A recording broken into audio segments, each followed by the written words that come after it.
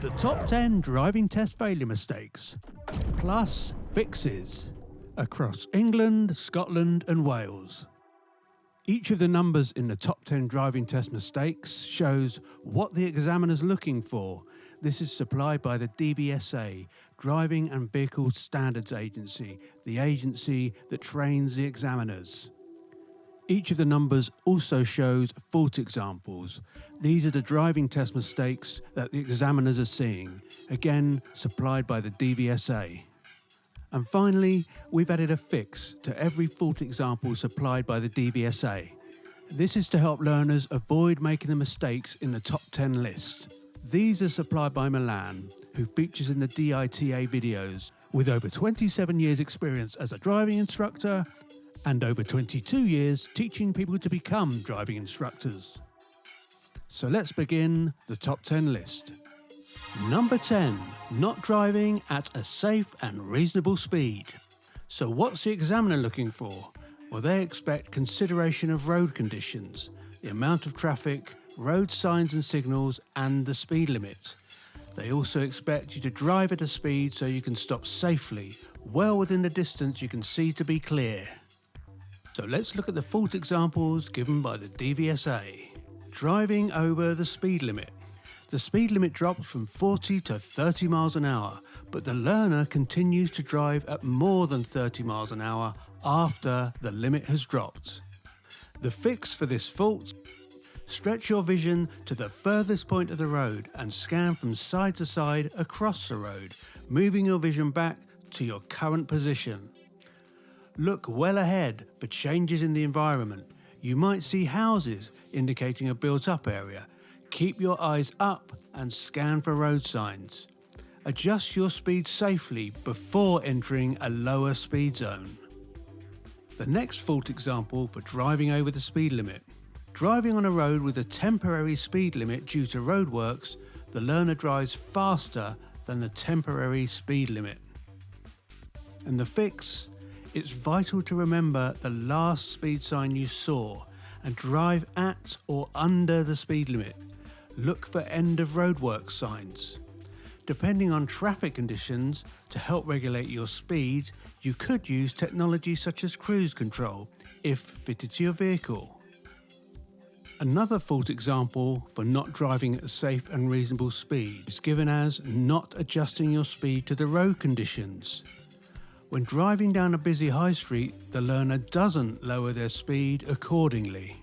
And the fix: the speed limit is not a target, it's the maximum speed allowed for the road. You must take the current road conditions into account and adjust your speed accordingly. And another example for the same fault: when driving in bad weather, such as heavy rain or fog, the learner doesn't lower their speed accordingly. The fix is very similar to the last one. The speed limit is not a target, it's the maximum speed allowed for the road. You must take the current road conditions into account and adjust your speed accordingly. You must be able to stop safely in a distance you can see to be clear.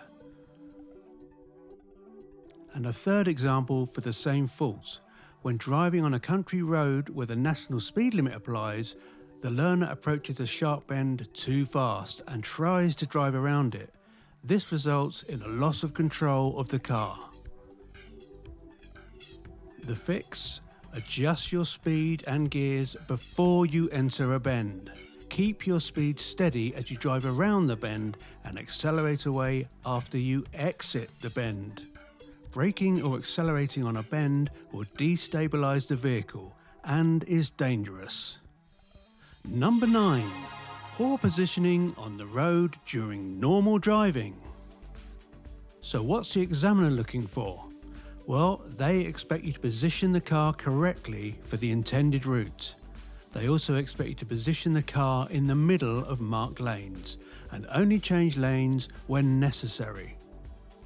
And the first fault example: throughout the test, the learner repeatedly drives too close to either the curb, putting pedestrians at risk, or the centre of the road, putting oncoming drivers at risk. And the fix: On wider roads, keep about 1 metre, that's 3 feet, from the curb. On narrow roads, keep to the centre of the lane. To check positioning, take quick glances in the door mirror. Make small steering adjustments so there are equal gaps to the curb and the centre of the road. The next fault example. When driving on a dual carriageway, the learner unnecessarily drives in the right-hand lane for a considerable length of time. The fix: drive in the left-hand lane to follow the road unless signs or road markings indicate otherwise. For example, if the left lane is going left or is closed ahead.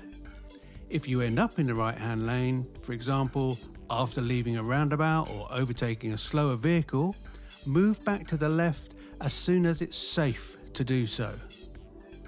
The next fault example: when going ahead at a roundabout with no lane markings, the learner straight lines the roundabout with no consideration for following vehicles. And the fix: if a roundabout has 2 lanes on approach, keep to the left when following the road ahead, unless road markings say otherwise. Imagine road markings on the roundabout and keep to the left. Straight lining roundabouts will cause other vehicles to slow, stop or swerve. Number 8. Not responding correctly to road markings. So what's the examiner looking for? They want you to understand and react correctly to all road markings. The first fault, not following direction arrows on the road, has 2 examples. Example 1. Driving in a lane that's clearly marked for left turn only, the learner turns to the right. And example 2. There are 3 lanes ahead of the learner. The left lane has an arrow pointing left to the city. The centre lane has an arrow pointing straight ahead for the A3. The right lane has an arrow pointing right to York Street. The learner has been asked to follow directions to the city, but drives into the centre lane and still attempts to turn left. Both those faults have the same fix. Look well ahead for road signs and road markings. Give yourself time and space from the vehicle in front so you can read and respond to road markings. If you find yourself in the wrong lane, you must check your mirrors effectively, use appropriate signals and move into the correct lane, if safe to do so. If you find yourself in the wrong lane but can't move over safely, continue in the lane, even if it's in the wrong direction. The examiner won't mark you for taking a wrong turn as long as it's done safely. After taking the turn, the examiner will redirect you back onto the correct route. The next fault example given for not responding correctly to road markings is straddling lanes on a roundabout. When approaching a roundabout, there are clear road markings showing different lanes. The learner drives the car so it's straddling 2 different lanes. The fix: lane discipline is vital on multi-lane roads or roundabouts. Control your speed and take quick glances in the door mirrors to ensure you are within your lane. The next fault example: when driving on a road with double white lines marking the centre, where the line nearest the learner is solid, they unnecessarily cross it. The fix: you may only cross a solid line if safe and clear. When turning into a side road or adjoining premises, passing a stationary vehicle, or overtaking a horse, pedal cycle or road maintenance vehicle if they're travelling at 10 miles an hour or less. The next fault example: ignoring a box junction. When approaching a box junction, the learner enters it either partially or fully when the exit is not clear. Fix: only enter a box junction if your exit is clear. Wait behind the stop line until you can see that the box junction is clear at your exit. The next fault example: when approaching and driving around a mini roundabout, the learner doesn't steer correctly because they don't follow the road markings. Fix: you must go around a mini roundabout, not over it. The arrows on the blue sign are an order to go around the island. Although occasionally unavoidable, every effort should be made to go around the central island where possible. Number 7. Not responding correctly to traffic signs. So what's the examiner looking for? They expect you to understand and react correctly to all traffic signs. The first fault example. The learner goes to the wrong side of a keep left sign in the road. The fix. Blue circular signs are an order. A phrase to help you remember, must do blue. The next fault example. The learner ignores either a stop sign by crossing the line on the road and not making sure the way ahead is clear, or a no entry sign, usually at the end of a one-way road where all traffic would be driving towards you. The fix. Use funnel vision when driving along and turning into roads. Keep your eye level up as you approach junctions and look for information such as signs and road markings. The next fault. The learner drives in a bus lane when a sign shows they can't use it at that time. The fix. Look for road signs giving information about the bus lane. The time shown will indicate the hours of operation. If no times are shown, you are not permitted to drive in it at any time. The next fault example. When approaching a roundabout, the learner gets into the wrong lane when a sign clearly shows which lane they should go in. They then drive around the roundabout in the wrong lane. The fix. Look for road signs and road markings on the approach to junctions and roundabouts. Use funnel vision when driving along and scan the road well ahead.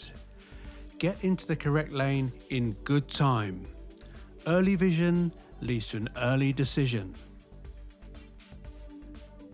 The next fault example.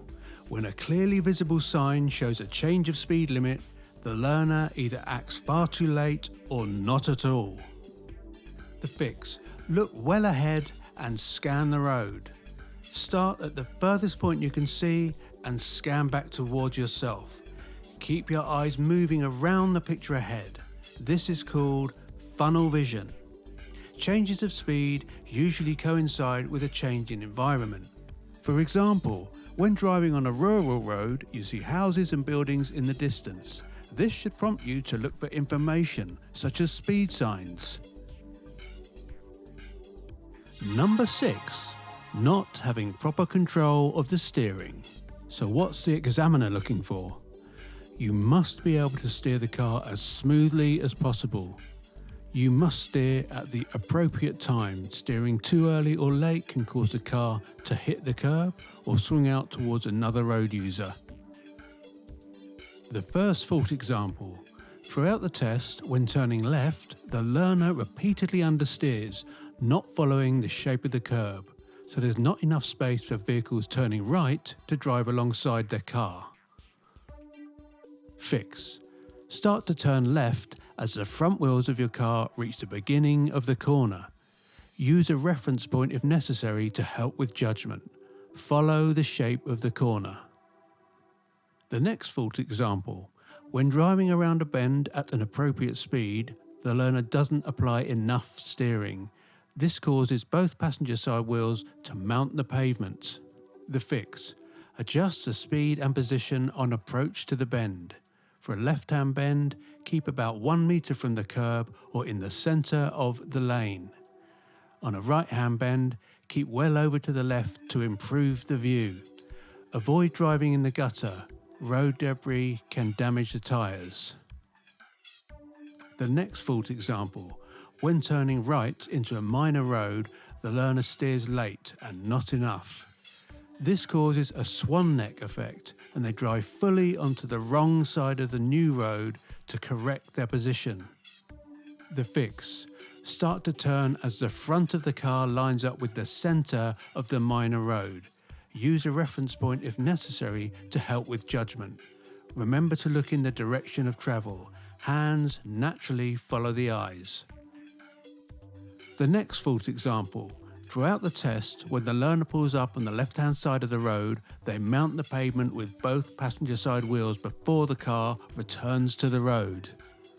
The fix: steer away from the curb when the front wheels begin to get close and then straighten the wheels. Use a reference point in the windscreen to help judge, and use the left door mirror to check your distance from the curb. The next fault example: when the learner approaches parked vehicles, they steer late and get too close to them. The fix: look well ahead. If the road is clear, check the mirrors and steer early. Steering a smooth course will help avoid getting too close to obstructions. Number 5. Not responding appropriately to traffic lights. So what's the examiner looking for? You must act correctly at traffic lights, and when the green light shows, check that the road is clear before you proceed.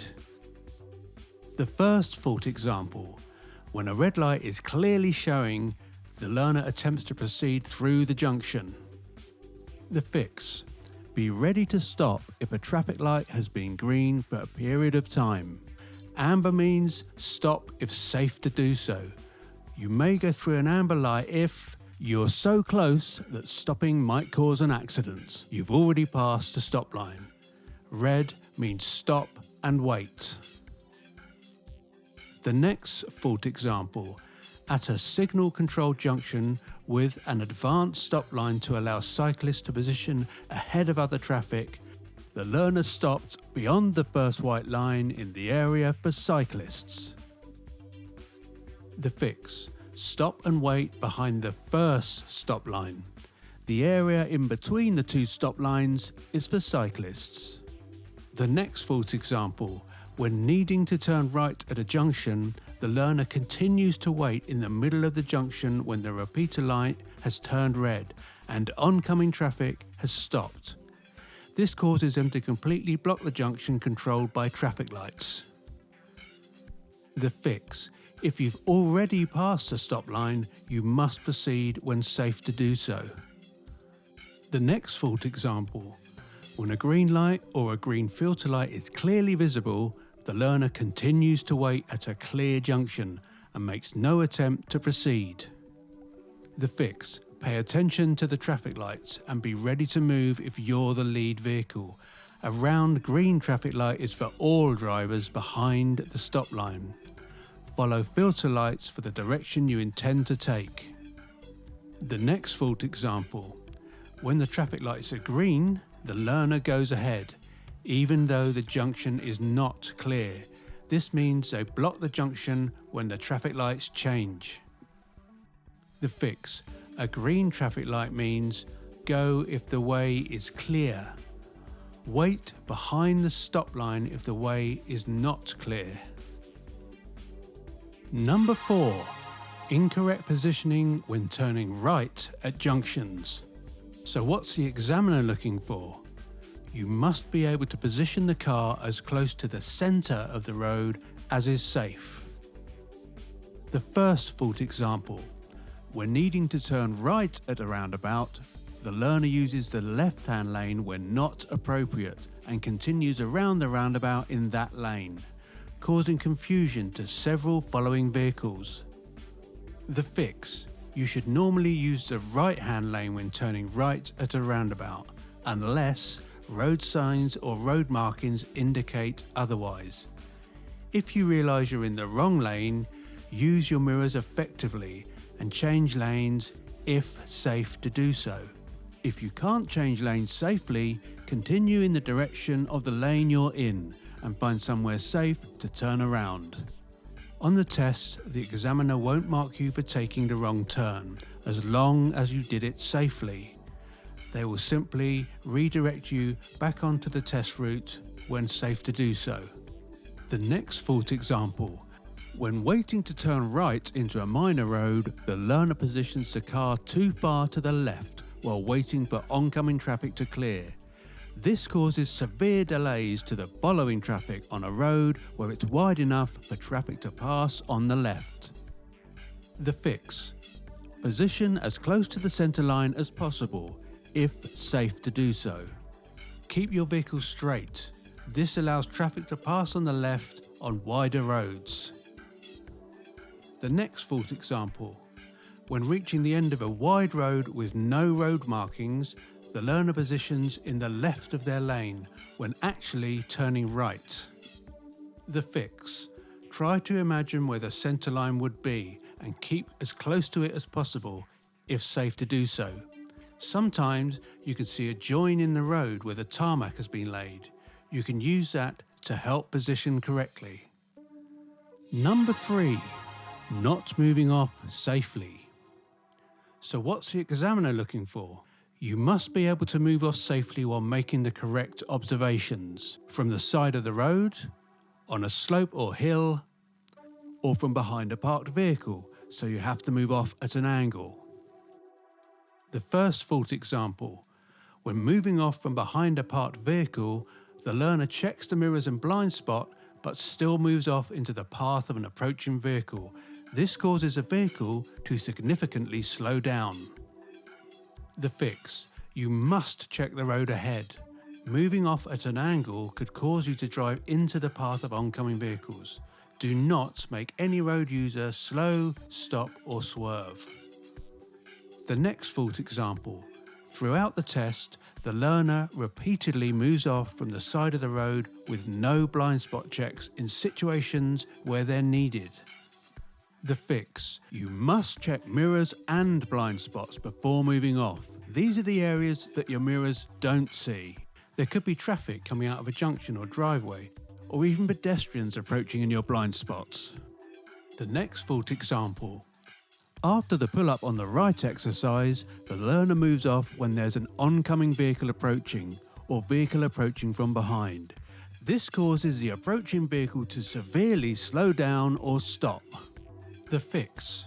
Check the full length of the road in both directions. Check other traffic speed and position. Do not move if you'll make other road users slow, stop or swerve. If in doubt, wait. The next fault example. After the learner does the emergency stop exercise, they move off without making any rear observations, having been stationary in the middle of the lane for some time. The fix. Check all around after the emergency stop exercise. Road and traffic conditions change very quickly. Respond correctly to any approaching traffic from ahead or behind. Watch their actions before deciding what to do. Number 2. Not using mirrors correctly when changing direction. So what's the examiner looking for? You must always make full and effective use of all the mirrors. Check the mirrors carefully before signalling, changing direction or changing speed. Use the mirror signal maneuver routine effectively. The first 3 fault examples have the same fix. Fault example 1. The learner needs to take the right-hand exit on a large multi-lane roundabout. When the learner moves from the right-hand lane to the left-hand lane to exit the roundabout, they didn't make rear or passenger side observations or mirror checks. Fault example 2. When the learner is driving on a roundabout, they try to change lane when there's a vehicle directly alongside. The examiner has to take control of the steering to stop a collision. And fault example 3. When exiting a roundabout, the learner doesn't check the mirrors and cuts across the path of a vehicle following closely to the left of their car. And the fix for those 3 fault examples: use mirrors effectively before changing direction and act appropriately on what you see. Sometimes a quick sideways glance is useful. You might need to slow down and let a vehicle pass before attempting to change lanes. The next fault example. When the learner is on a dual carriageway, they check the mirrors when changing lanes, but there's a vehicle approaching in the lane they want to move into. They start to change lanes anyway, causing the approaching vehicle to slow down. The fix. Use mirrors effectively. It takes at least 2 to 3 mirror checks to judge the speed of traffic. If an approaching vehicle is faster than you, let it pass before moving over. And the number one reason for failing the driving test: not making effective observations at junctions. So what's the examiner looking for? You must always make effective observations before moving into a new road. Make sure it's safe before proceeding. The first fault example: when turning either left or right from a minor road, the learner makes observations but fails to judge the speed of an approaching vehicle. The learner then moves off, forcing the approaching vehicle to slow significantly. The fix for turning left from a minor road: if traffic is approaching from the right, ask yourself if you'd walk across its path from left to right as you look at it. If yes, there's time to join the road. If you don't know, don't go. The fix for turning right from a minor road: if traffic is approaching from the left, ask yourself if you'd walk across its path from left to right as you look at it. If traffic is approaching from both directions, ask yourself if you'd walk across its path from left to right from both directions simultaneously. If yes, there's time to join the road. If you don't know, don't go. The next fault example: as a learner approaches a roundabout, there is a vehicle on the roundabout approaching from the right. The learner still enters the roundabout, causing the approaching vehicle to slow down. The fix: ask yourself if you'd walk across the path of the approaching traffic from the giveaway line to the central island. If yes, there's time to go. If you don't know, don't go. The next fault example: when emerging from a junction, the learner makes no effective observations at all. This causes an approaching vehicle to do an emergency stop to avoid hitting the car, or the examiner to use the dual controls to brake. The fix: look for road signs and road markings at all times. There could be information and direction signs on the approach to a junction, giveaway lines at junctions and roundabout, giveaway or stop signs, sharp deviation to the left and left-only signs at roundabouts, blue circular signs at mini roundabouts, hazard warning lines on approach to a junction. The next fault example: when on a slip road joining a dual carriageway, the learner enters without making any observations or doesn't give way to traffic on the main carriageway. The fix: you must give way to traffic on a dual carriageway. On the slip road, start taking quick glances in the centre and right mirrors. If traffic in lane 1 is going faster than you, hold back and let them pass before joining. To make sure vehicles aren't in your blind spot, along with the effective use of mirrors, it's important to take a quick sideways glance before joining, because turning round to look while driving at high speed is dangerous. The next fault example: when approaching a crossroads, the learner doesn't recognise that it's a junction. They emerge and cross the crossroads without making any observations to the right or left. And the fix: look well ahead for direction signs, give way or stop signs, give way or stop lines, and hazard warning lines in the road. The next fault example: when emerging from a junction, the learner looks too late to the left or right for the observations to be effective because they're already partly into the new road. The fix: start observations early, as soon as your zone of vision starts to improve. If you don't know, don't go. The next fault example: throughout the test, when turning left from a minor road into a busier road, the learner doesn't make any effective observations to the left, which means they're unaware of parked vehicles, obstructions, or other hazards. And the fix: look right, left, and right, then keep checking both directions until safe. traffic from the left could be on your side of the road. The give way lines mean give way to traffic on the major road from both directions. And that's the end of the top 10 driving test failure mistakes. Thanks for watching. Good luck on your driving test. Please like and subscribe. New driving lesson videos being added all the time.